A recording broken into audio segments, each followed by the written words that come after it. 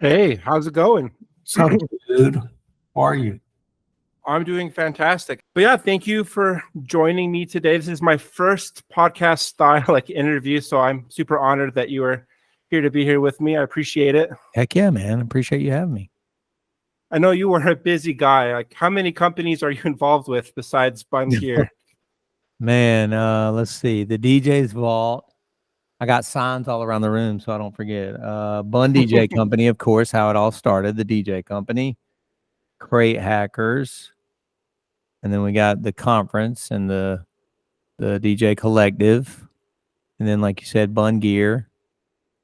I don't know what else I got up my sleeve. I got a few things up my sleeve, but yeah, a lot of irons in the fire, as they say.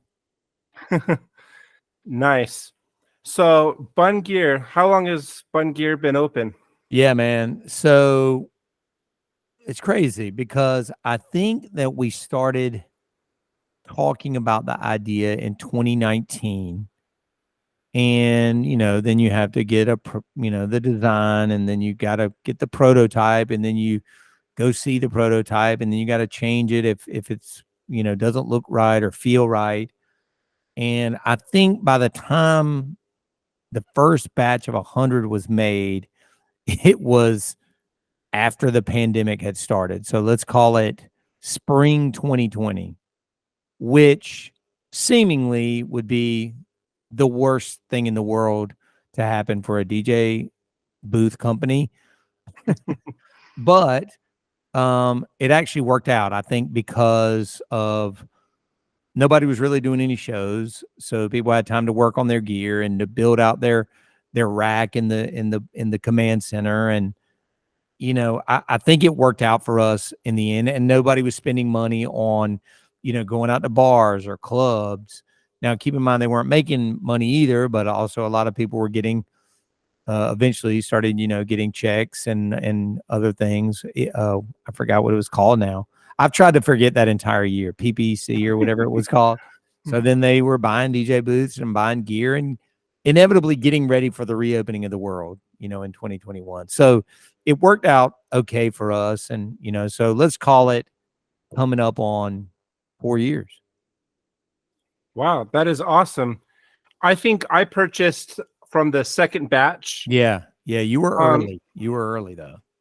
But yeah, I get compliments from so many guests, from other wedding vendors, and also DJs. I post stuff with lighting and DJ groups, and inevitably someone's going to ask me about the DJ booth. So I'm always happy to send them to your guys' website. Yeah, but man, I know you've been an advocate, man, and a proponent, and I don't like to jump in some of these groups because of either just off topics are just so frustrating to me, or there's just so much hate in the groups, not even necessarily towards me, but just towards each other, that I try and steer clear. But I appreciate when you are in there and somebody asks, that you always seem to redirect them to the site or the Instagram. I appreciate you. Yeah, of course.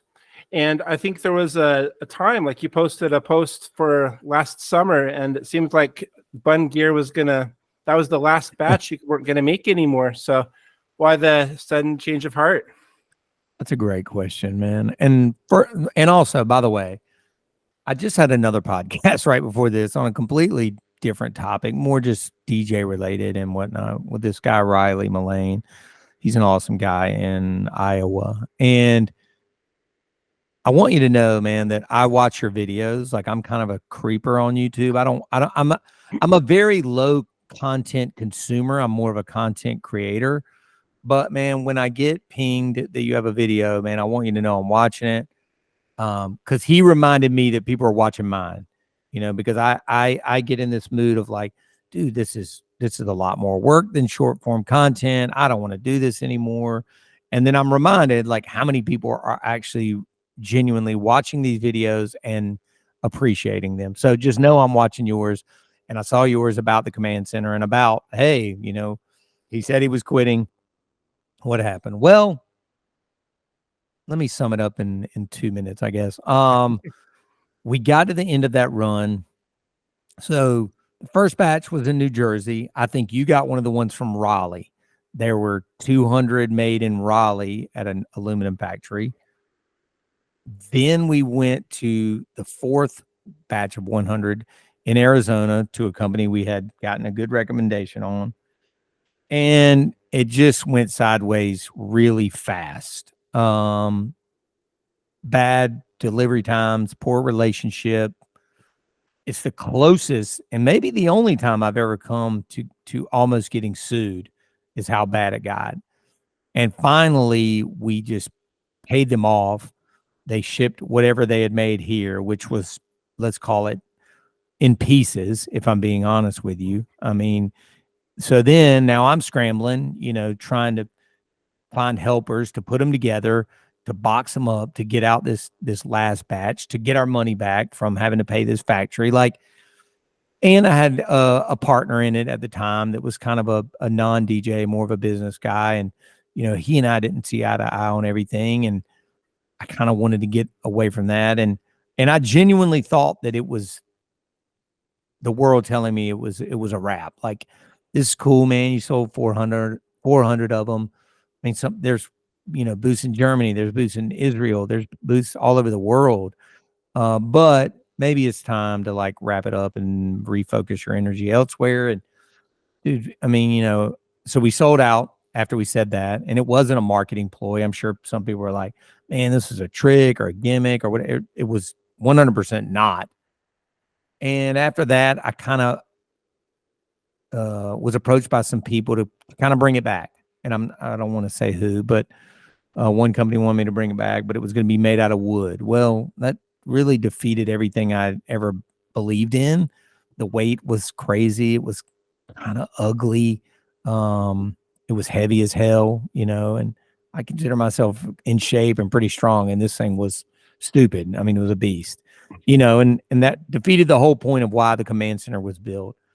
And anyway, I got lucky enough to meet somebody through another contact of mine that was able to help me restart it. And so I bought out my partner, redid all the paperwork and basically, I don't want to say started from scratch because it is the same booth, but essentially started from scratch. So even as of today, like I've hired a Shopify expert today, as of right now, January 17th, you can now use Affirm, which if you've never bought anything, like you can finance using AFFIRM. So choose that at checkout. If you don't have the money, you can basically use Affirm, and they have an app. And hell, I've bought my Peloton using Affirm. I think I bought a Rolex one time using Affirm. So that's 0% interest for a lot of purchases. Yeah, it's breaking news today. I'm not sure exactly what the terms are going to be, but I think it kind of takes you through the process when you check out. Right. I think it's dependent on your credit too, and other factors. But that's great that people can pick it up today, make the money, and then pay the credit later. Absolutely. Once they up their presentation. That's awesome. So where are they being manufactured out of? Is it California? They come from California. They are made overseas now, like in full transparency. They're definitely made overseas. Was able to get the cost down. That's why you see the price point is lower than it ever has been. But man, they just showed up here in North Carolina this morning. So this is a very timely podcast. So they came from overseas. They went to LA. Whenever you saw those pictures of all of them kind of lined up like soldiers, they unboxed every single one of them, went through all of them, did quality control checks. I think 1 out of 100 had a little ding in it that we can fix. And that was it. I mean, the quality's crazy. I promise you, like if I took one of the ones from Arizona or Raleigh and one of these ones from overseas and somebody put a blindfold on me, there's no way I could walk in there and take the blindfold off and tell you which is which. That's how close they are. In fact, these have a little, whatever millimeter more thickness on the aluminum. So they've got even more rigidity and less flex. And it only added, I don't know, a pound or two. Like I can still pick the whole thing up fully assembled off the ground, like this. And it's basically under 75 pounds. Yeah, that's amazing. I think that's ultimately one of the reasons I got it. I wanted something that was like portable so I could put it in the back of my SUV, take it apart, and something that wasn't so heavy. Because at the time, I think one of the other companies had like a podium style booth, but it was made of wood, and it was ridiculous with the hard case. You're looking like at 100, 150 pounds. And I'm like, it's not feasible. I'm a pretty strong guy, like you said, Right. but And it's just, and I think that most mobile DJs are very similar to you, right? Not everybody's got a van or a Sprinter or a trailer. Like out of all these guys, you know, you see up here on the wall behind me, my DJs are, I think almost all of them drive some sort of like mid-size SUV. And a lot of them have the booth because it can go in 2 bags. They can still put a set of Evolves or whatever, a gig bar, a little ceremony rig, and then 16 uplights in the back of an SUV. You know what I mean? So that was the whole point of designing it the way it is, to be broken down into these 2 bags, is that it still packs up quick, sets up in 5-10 minutes. You're in and out quickly, and it fits in the back of your little SUV. yeah, I love that. So as far as like the shape that we talked about, the materials of aluminum, but like Sure. what was the inspiration behind like the podium style design? Yeah, man. I mean, I wish I was genius enough to have come up with this T shape myself, but I did buy the booth that kind of inspired a lot of the DJ furniture from Germany. I don't know exactly how you say it, but it's horror board. It's a terrible name in English. Horror I call board. it horror board, so it doesn't sound so much like horror board. It's not the greatest sounding name in English. I don't know what it means in German, but and I ordered one from that guy who now I don't think will ship to the United States even anymore. But again, made of wood, kind of painted wood, but really well done because it was, you know, the corners were rounded. It kind of had this, you know, paint on the top, natural wood on the sides. And I even modified it and kind of kept it put together and rigged up some XLR ports on it and some power inlets and things on it. But it just, man, it's not mobile. And they were trying to claim it was. They sold it with a case. It came with like an Allen key and all this stuff to put it together and then to break it down to go in the case. I mean, it was a 30, 45-minute job, you know, just to get it out of the case and set up. And even when you left it assembled, I mean, it was too heavy for me to pick up by myself. Like somebody, I'd have to say, Daryl, you grab that side, I'll grab this side, and then we'll lift it up on the hand truck or on the rock and roller. And so the shape of it was very similar to that T style, you know what I mean? So I don't want to act like I made it up by any means, but once I saw, and I always hated how skinny the middle was, it kind of looked precarious. Like if, you know, like if a drunk guy leaned on it, it would topple. Yeah. Yeah. And I was like, I don't really love that part of it. And I remember the first prototype out of New Jersey, I'd said, make the, you know, the tower part, if you would, wider. And then I think I went and looked at the first one and I started looking at it. I was like, man, this is really close to 19 inches. Like maybe it was 17 or something. I was like, dude, if we make it 2 more inches, we can put a rack in here. Yeah. So the very first version, you know, even the first prototype had no rack rails and no shelving, no nothing. And that is what really, I think, pushed it over the top, is when people had that ability to put, you know, skinny rack mounted stuff in there. Yeah. It's not only does it look good, it's like useful. Yeah. Yeah. Yeah. That's, I think, something that sold me too. Some guys go crazy and they trick it out. And like in the Facebook group, they put so much gear in there. But me, I'm pretty minimalist, but I do appreciate being able to put some stuff in there. I have like a shelf, a power supply, and it's great. I love it. Yeah, I got a few things in mind, but I didn't go crazy like some people. But yeah, he's referring to Bunn Gear fans. If you want to join that, I'm sure if he puts this video, you're gonna put the video up as well as the podcast. Yep, and there's gonna be a link in the description links. below. So click that. Make sure to join that group. Yeah, for sure. Awesome. So some people have been critical of the design of they say it looks like a church pulpit. What do you say to the haters? Well, I mean, you know what's weird, man, is I see those comments and I'm like, and I used to go to church a lot when I was younger. I would go to you know, Episcopal church, and I went to a funeral a couple months ago and I was in a Baptist church, and I watched the guy standing up there at the pulpit, but everything I ever see is more like this wooden, I want to say almost like an octagon, Like, so the preacher kind of walks in from the back. I've never seen a preacher stand behind a T-shaped anything. Maybe I'm not going to like the new age modern churches or something, but like every church I've been to, Catholic, Episcopalian, Baptist, and walked in. And again, I haven't really been to like the modern new church movement that's going on, with the full bands and the singers and everything. I go to these super Bible Belt Southern churches, but I never see anything that looks like a dang Bunn Gear Command Center, if I'm being honest. So I don't know. I tell those people they haven't been to church in a while, or either they're going to a different church than I went to, because it doesn't look like that to me. I got to share something to you. Sure. Like, yeah, I agree with you. I don't think it totally looks like a church pulpit, at least the church that I go to. But I did go to a Catholic church one time, and I did see this. Okay. I'm showing my screen. Hold Yeah, on. this isn't Joe Rogan. I don't have like a... Wow. Yeah. But that's not for like preaching ad. Like, what is that? I think it's the table to hold this flower vase to look nice next to this photo. But it kind of looks like a Bunn Gear Command Center. Definitely looks like a command center.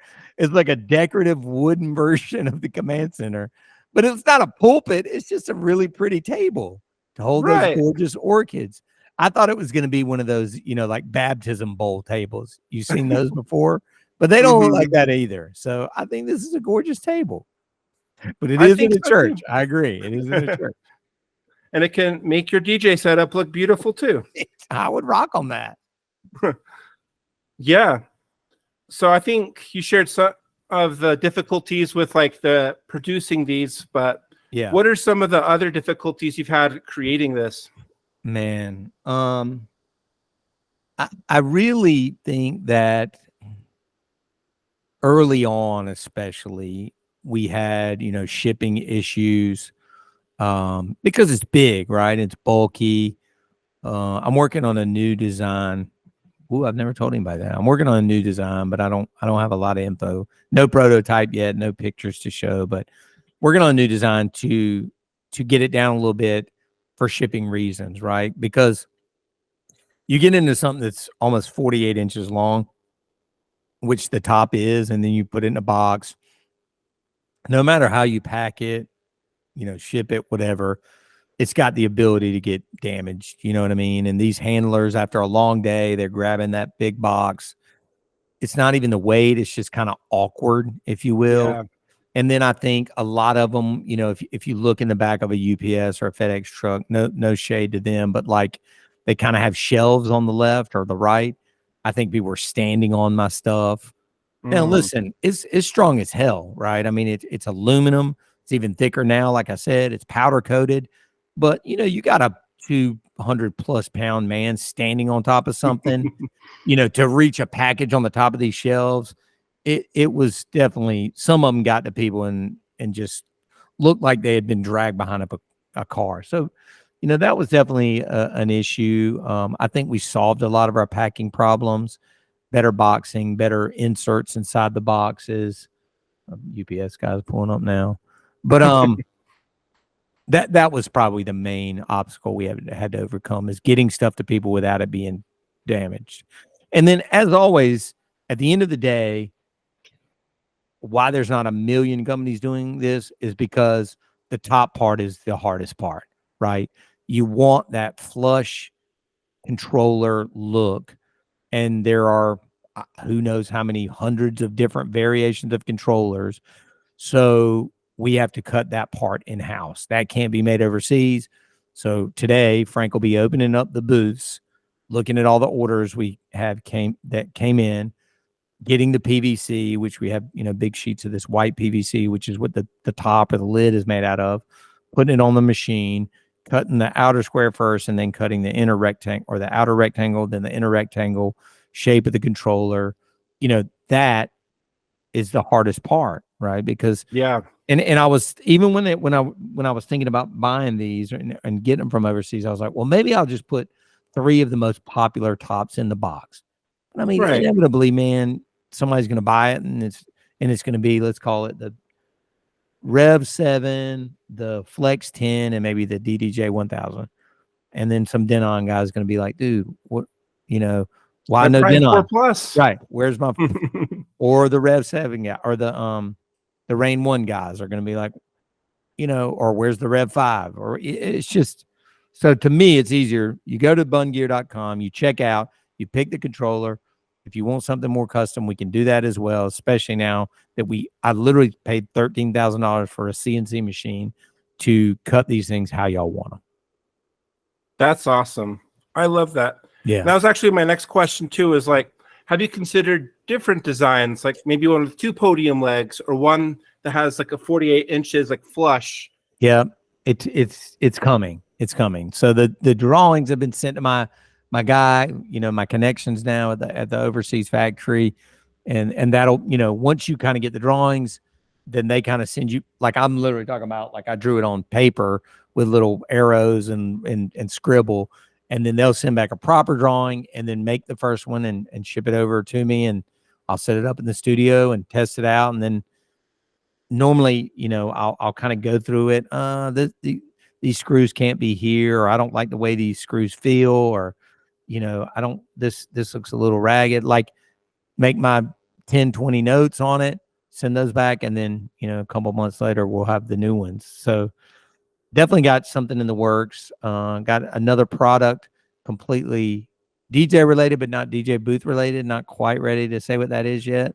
Also in the pipeline. So I'm trying to diversify a little bit in the DJ space, but outside of the one command center. So I've got a few different SKUs so that maybe NAMM 2025, I'll have, a booth and be able to show multiple products.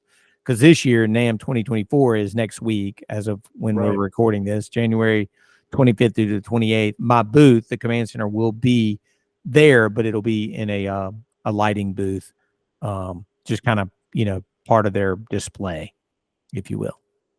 Right. Well, that's exciting. So if people want to like get the updates for all these exciting like releases, where should they sign up? Where should they follow? Like I said, we've been working on the site. We'll have a new site completely launching soon, but the current site is up. We added a little pop-up. I think it'll come up if you sit there for a few seconds. I think it was in the lower right. So you can just put your email address right there, boom, and it'll add you to our mailing list. So then I promise not to spam you. I think I've been sending out like one email every 3 weeks, unlike some other emails I send out. But the Bunn Gear stuff, I kind of keep a little less frequent. But or also just on Instagram, I'm sure I'll have announcements from time to time at Bunn Gear. And then like Daryl said, he actually is helping me admin now, Bunn Gear fans on the Facebook page, where you can see a lot of user booths and modifications and things like that. It's super cool. Yeah, I only have a few more questions for you. Sure. What are some of the biggest changes through the different iterations? Man, I honestly, I can't even think of anything we've really changed. Like since that very first one, the main change, do you have that old bridge system? Yeah, the old rail system. Right. The old bridge or rail system to raise or lower the controller so it was sitting flush with the top was made out of this stuff called extrusion. And you've seen it before. It looks like a 4-sided piece of aluminum, and it's got these little slots in it. And it was like, Lego pieces you had to put together. And after a while of a lot of road wear and stuff, I've heard of people saying they just kind of fell apart and they missed some screws. And a lot of people just kind of scrapped it and went to like wood blocks kind of Velcroed in under it. I even did the same thing to mine. So that was the biggest change. Was we kind of redid the rail system, just to make it easier for bigger controllers, smaller controllers, to raise it up and down with an Allen key. But and I think I have tried to kind of get away from the 8 thumb screws that kind of put it together, with some kind of a quick release latch. And every time we did that, either the latch was $100 a piece or something, or we just couldn't figure out the engineering. So I keep that stuff in mind, like suggestions that people make to me. I'm always keeping those in mind as I'm planning and preparing for whatever the next one's called. I don't even have a name for it yet. So as far as like, you can buy the Bunn Gear Command Center and you can provide like some soft shell cases like available to purchase Sure. in addition. Have you given any thought to like some hard shell cases made of wood or like a big pelican case? So fantastic question. There is no, those are called the SKB type or the pelican type cases, you know, like a plastic, if you will. There is no such thing that is currently made that would hold the top. Doesn't exist. So then I'd have to buy my own injection molding, which is tens and tens of thousands of dollars. So again, looking at the next version of the booth, I'll think about it. I now know what case sizes exist before I start designing the different pieces, if that makes sense. Because I think a ton of people have asked me about, not necessarily road cases, but they've definitely asked me about those SKB molded type cases. So I'm thinking about that for the next generation. It won't happen with the Command Center because the top, quite frankly, is too big. And maybe even the tower is as well. Now, I'll also say that Frank Smith, who actually lives in Virginia, drove down here and picked it up one time. So there's a case company in Raleigh, makes road cases for, you know, touring musicians or Broadway plays, whatever, whoever needs road cases. US Case is what they're called. They're in Raleigh. And they made a case for Frank as an assembled vertical standing unit. So it kind of had like imagine like a rolling furniture dolly. You put the booth up on it, and then, you know, you got the T-shaped booth, and then under each side of that T, because again, you left it fully assembled, he had the sub parts of the Evolve 50s. And then I've got the plans for it. I might send them to you and you can link them to this, because I got the drawing and everything. And I even made a video when he came. I was like, called my buddy. I'm like, dude, bring your video camera. Like, who knows if anybody will ever order one of these again.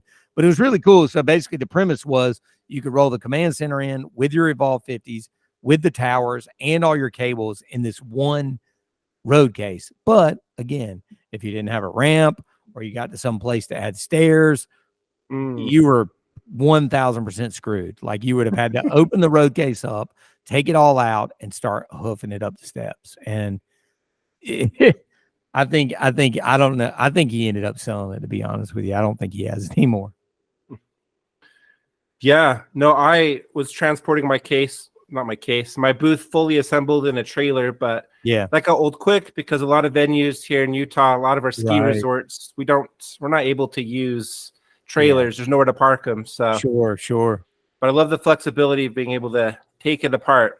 I think that's been my favorite part of having that Mercedes, the Metris. You know, it's no bigger than a mom soccer van, you know, but it's still a cargo van. It's got no seats in it. It's got a cargo wall in it. The guy's been blowing me up at the Mercedes dealership to come get a Sprinter. Forget the wheelbase size, you know, a little bit bigger than a Metris. The roof's a little bit higher, but I'm like, man, I don't know. Am I going to be able to get in the parking decks? Is it going to be harder to park it? Because this little thing, you can just whip it around, and it's no bigger than a minivan, like I said. Yeah, that's awesome. So just a couple more questions for you. Sure. So I know that you like did an advertising campaign where you burned a banquet table. What were you thinking when you did that? I need to recycle that video. I saw it the other day. The quality is so crappy because we were like live streaming on like a, you know, wireless camera, but I need to bring that video back because it was so ridiculous. And it was right outside in the parking lot. And I think there's still like burnt plastic stuck to the asphalt. Well, I just, you know, the whole catalyst for building the booth in the first place was I was so tired of showing up to a venue. They gave me a 6 foot, or even worse, when they gave you an 8 foot table. 8 feet, yeah. 8 feet is insanity. Like, if you think about it, like, it's so long, it's so ridiculous. So then you walked in with this, you know, 40-some inch road case with a sliding shelf, and you drop that in the middle of it, and then maybe you had an iPad over to your right laying on the table, and then what are you supposed to do? It's like almost like you needed to bring dancers in to stand on the other two ends of the table because it was so dumb long. And I just hated the way it looked. Every time I would see it in pictures, even some of these pictures, you know, are kind of older, and I'll see some of my guys, or even myself, I think, you know, standing behind the table, I'm like, this looks so dumb. Like, I got to replace these pictures because it's just not the way I wanted to look. It didn't match the brand. It didn't match the price we were charging. And that was the whole reason, you know, for starting the company. And so anyway, moving forward from there, I just was like, I'm never setting up on a banquet table again. And I think I've stuck to it. I don't care if I was playing in a retail store or, you know, in front of 1,000 people at a public event or a wedding for 40 people. Like, I've taken the command center with me to all of those shows, and I'm just refusing to ever go back to the table. So the one that I had here, I set on fire. I didn't know it was going to burn so quickly. It got out of hand quick. So if you work for Bunn DJ Company, how many offices do you have now? Yeah, so we have 6 offices in 5 different states. So Raleigh, North Carolina, Charlotte, North Carolina, Richmond, Virginia, Charleston, South Carolina. Then we've got my sister in Bozeman, Montana, and then San Diego, and then Raleigh. So 6 offices, 5 states. So if I apply to work for your company, do I have to buy a Bunn Gear Command Center? It is highly suggested, but it is not required, put it that way. You know, especially if you're new, right? Because I've got some guys, all my veteran guys that have been here, let's call it 15, 20 years, they all have one, of course. But they're also have been here 15, 20 years, and they also get the lion's share of the business, you know, of the shows, so they can afford one. You know, if there's a new guy or girl that I'm thinking about hiring, it's not a requirement. I mean, obviously, I can give them a little bit of a discount now, especially that I couldn't before because I wasn't the sole owner, and I wasn't the sole owner. Like, that guy was very anti giving anybody a break, and I'm like, even my own DJs. So now I have that ability. And most people eventually get one. I think I have 25 DJs here, and I think probably 15 have one now. The other 10 are either new or just kind of saving up or whatever. But again, you know, they all are still meeting a standard. Nobody's strictly setting up on a table. At least they've got like a fast set table and like a white facade. Like, I'm very peculiar about what I do want them to have, and setting up on a banquet table is no longer allowed. Unacceptable. Unacceptable at this company. That's unacceptable. Nice. So final question, like, how does it make you feel like when you see people post and people are using your product and they're setting up like these elaborate setups with the Bunn Gear Command Center? How does that make you feel? I mean, I think that it's a one-word answer: proud. You know what I mean? I have this immense sense of pride when I see the booth in any setting. Your pictures, you know, you're really good at changing it up and moving the moving heads around, or using different set of speakers, or putting something different behind you. Like, I look at every one of those pictures when they're sent in. I always try and schedule them to be posted on the Instagram at some point. Sometimes I'll recycle them and bring them back, like I'm doing recently now that we've kind of relaunched, and, you know, you got fresh set of eyes on them with, you know, 4,000 followers now on Instagram, I think. And so I feel like the word is proud more than anything. And Nick Duvet and Elliot just did this huge show down at Disney for New Year's in front of the Magic or the castle. I saw that. And I was just like, they sent me those pictures, and I was like, dude, I feel like I've made it. Like, we're on and he said there was 50,000 people at that thing. I mean, just crazy. They've already been asked back. They're, you know, of course they basically bought the booth from me for the next time. Like, and they were both had 2 up there, you know, like dueling DJs. And I was like, dude, if that's not the coolest thing I have seen all year, you know, you set up there at Disney on New Year's Eve in front of the castle, it doesn't get much cooler than that. Well, I actually did have one more question. I just thought of it. Sure. I have quite a few viewers, like in Europe, like in Germany and England. And I know that a lot of the booths are manufactured there, so they're able to get like hoverboard and some of those other ones. But do you ship to like Australia and Europe? So this is a great question, and ironically, that's why this podcast seems very well timed. Let me double check the link while I'm talking to you. I had a client or a buyer, a buyer. I don't know, last week bought the booth in Germany, and he arranged shipping. So link this when you link it, bonvu.com. Service called bonvu.com. The website says international package and freight forwarding from the USA. So I'm assuming, and I think they're in Texas. I'm assuming how it works, and I need to watch the video, but I sent him an email and I said, look, here's what I do. Here's my product. I got DJs legitimately once a day from all over the world going, I want this. How do I get it? Anytime I price it out, it's preposterous, stupid. Yeah. As much as the booth, right? If the booth's $2,400, shipping's $2,000. Like it doesn't make sense. I had one guy from, damn it, he's gonna be mad if he hears this. He flew to New York, where I had sent it to like a FedEx store, or maybe I had sent it to the airport or something. Got off the plane, put it back on the plane with him, like took it out of the boxes. It was in the bags, put it on the plane, and then rolled out and flew back home. It was Austria, I think.